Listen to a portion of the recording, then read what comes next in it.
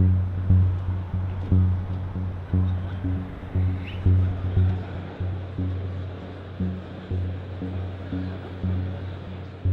everyone, I'm Alicia Esposito, content strategist for Retail Touchpoints, and I have joining me right now Daniel Eisenhut with Marcis. Daniel, thanks so much for taking the time. Thank you for coming over and visiting us.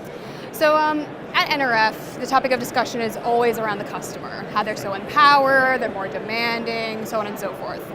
We hear a lot about in-store technology, in-store systems, back-end systems, but I want to talk about the marketer, because the marketer has a really important job, because they play a critical role in engaging the customer.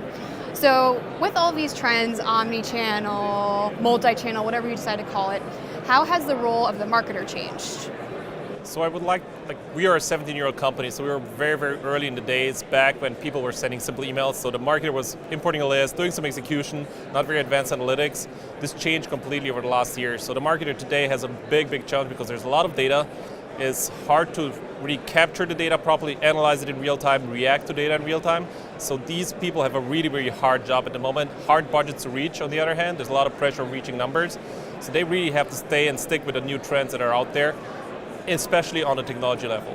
Absolutely, especially when you're thinking about not only email now, but you're thinking about mobile marketing, mobile apps, social media. There are so many different channels at play now that impact their jobs. Yes, so that's exactly the big challenge. So previously it was pretty simple, uni-channel, email was the main driver, you had your website, and it was kind of easy to measure, but now the impact of the other channels, social, push, mobile apps is huge, still a very, very big topic.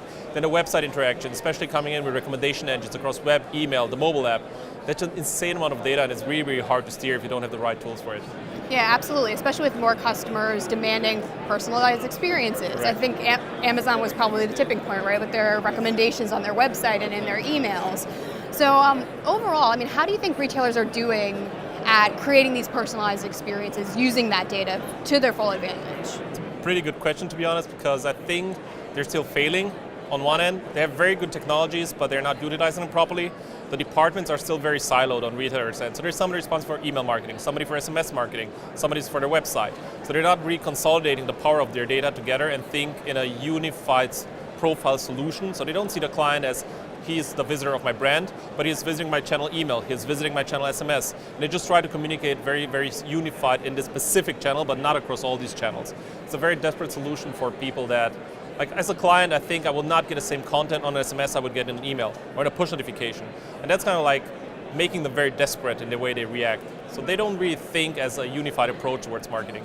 Right, which in a way is only going to be a disadvantage for the retailer, because nowadays there isn't necessarily a linear customer journey anymore. People are hopping between devices, they may be starting on mobile and going to social, then to store, and you have to determine, what drove them to the store, what drove them to the point of purchase, and how can we use marketing to facilitate that journey. So how do things like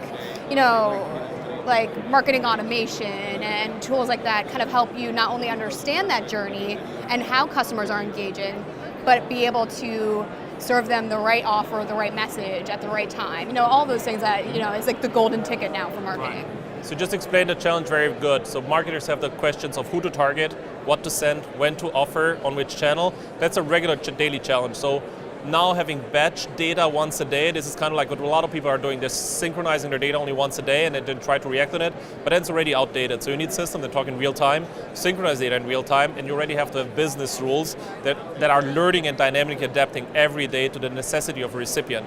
So real-time data with a technology that can understand the real-time data, interpret it in real time across this channel, that's kind of like the magic bullet. So automation is not just I'm clustering people that are fitting a business rule today, I'm sending something to them, and then I hope that they convert. You really have to react in real time to the real events that they're doing in your business. Yeah, absolutely, because that's the only way that retailers can stay top of mind, right? Because consumers have so many options now. That's totally correct, especially with Amazon being top of mind of everybody. Everyone just going to Amazon, comparing price, then they might go over to a retailer or not. But that's exactly where you have to be. The moment they start to compare you to Amazon or to any other price, this is where you have to be top of mind and being able to react on these events in real time.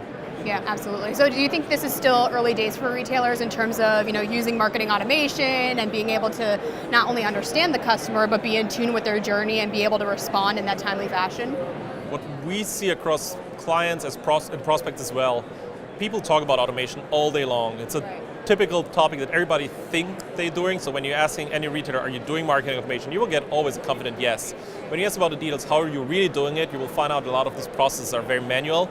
So there's still a lot of manual export, import between channels. So it's not this real automation as you would maybe think as it should be. It's a lot of manual efforts in between, although you will always get as confident, yes, I'm running marketing automation in my business. And I feel like we may be a little too far ahead of the curve getting into future trends and disruptions in marketing, but let's talk about it anyways, because there's a lot of buzz around this term, predictive, being able to take past data or past behaviors and say, okay, this specific customer is more likely to do X, so here's how we can get ahead of it and engage. I mean, what are you guys seeing in way of predictive marketing in retail, and how will this kind of shake things up for marketers? So we differ in product recommendations. These are products that people are likely to buy, and on the other hand, so this is like typical recommendation engines you can buy in the market today. There's very, very few technologies that can offer also automation in segments. So defining who should be in which segment by AI learning. So artificial intelligence coming into the play and understanding which customer should be in which segment without a marketer defining this business rule. But the machine is understanding and segmenting people and splitting people up correspondingly based on events. That's an area that is very, very new for marketers so far. So AI, artificial marketing overall, is a very, very new topic. Because so far only product recs, this is the typical business that everybody's running. Nobody's understanding the necessity to have automatic running segments that are predefining automatically themselves. Oh, this is great, and it's a really exciting next stage, I think, for marketing, especially as consumers' behaviors constantly change, their expectations change. So being able to not only automate, those marketing campaigns and those moments of engagement, but also predict, how consumers are going to behave in the future. I mean, I feel like that's going to be the only way that retailers can really stay top of mind. And that is really a good point here. We're thinking it's really hard. First of all, you have to create loyalty within your brand. So loyalty is of course important. Loyalty is defined by different points or interaction points. One is of course if you're giving a good price. But if you're a high-end value seller, it's more about content, more about product, more about content itself that drives you again to build loyalty. So it's very, very hard to define, do I need an incentive recommendation that is showing you the proper incentive based on your behavior? Or do I need to show you the proper content based on your loyalty to my brand? Or if you're a high-end buyer. So there's a very, very big intensity towards having the right content at the right time. So it's the same challenges, but a lot of machine learning elements being into this defining process, so you don't have the human guessing element in the execution, but you replace it with machine learning in between. Because that really gets down to the customer level, right? Like 100%. You may be more deal driven or price driven, whereas I only care about the experience and having great content, so it's understanding those nuances. And especially if you're high-end, like from a product perspective, you can go to Walmart. Walmart is not about the experience itself, more about the price. Right. If you go maybe to a Neiman Marcus store, you of course look rather more towards good quality products. You want the experience. So it's also based on what you're selling and the product selling, and if you want to sell an experience or your price-driven product or price-driven company or brand. So you need to be able to steer exactly these elements. I absolutely agree, Daniel. I think we talked about a lot of really hard-hitting trends, what the future holds for marketers. I guess, my only final question for you is, taking all of these trends into account, all of these changes, all the different dynamics that marketers need to deal with today, what tips or best practices would you have to share with any of the marketers watching this video right now who are like, okay, this is great, how do I get started? So very important is the unifying communication across channels from a departmental perspective inside your own business. So you should not have the siloed execution of email, SMS, push, and so on. Try to find solutions that work unified across the channels so you can react to each other's marketing activities. Spare your budget properly, so don't maybe show a mobile push app to somebody who already converted on email. So trying to steer budgets across this channel, consolidated from a perspective, but on the other hand, being very able to increase conversion sales holistically. The challenge is, of course, marketing budgets are assigned on your conversion individual channel. So overall, businesses have to start to rethink the way they see marketing and how they want to improve the customer experience, but supporting their own marketers in the execution by giving them the ability to work together. Oh, this is great, Daniel. Well, thank you so much for taking the time out to chat with me today. It was so great hearing about all of the different marketing trends, the dynamics that marketers are dealing with. So thank you again so much for taking the time out. More than welcome. Thank you so much. And thanks everyone out there for watching.